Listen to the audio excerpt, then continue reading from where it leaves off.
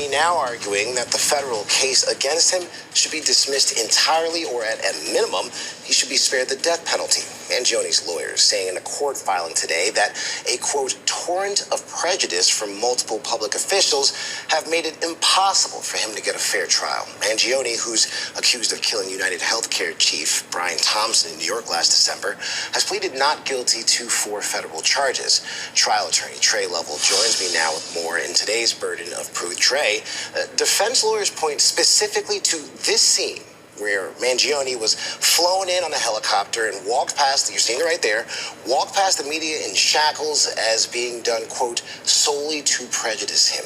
Now, they go on to write that potential jurors were imprinted with a scene out of a Marvel movie with dozens of agents needing to protect the public from the shackled monster Mangione.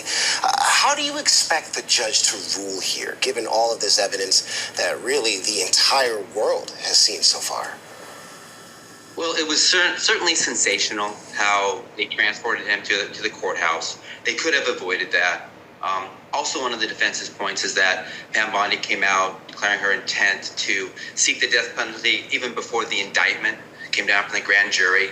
So there certainly is some overreach, but this really hasn't risen to the level of a dismissal. You know, Bondi's gonna argue that even if she did jump the gun, the evidence is strong enough that the grand jury would have laid down the indictment. They can transport, a prisoner however they want.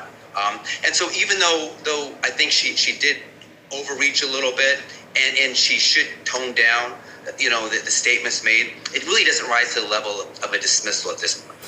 Now, more recently, we've seen President Trump himself call for the death penalty for the man accused of killing Charlie Kirk, as well as the North Carolina man charged in the stabbing death of a woman on a commuter train. How does having the president weigh in on these high-profile cases impact prosecutors?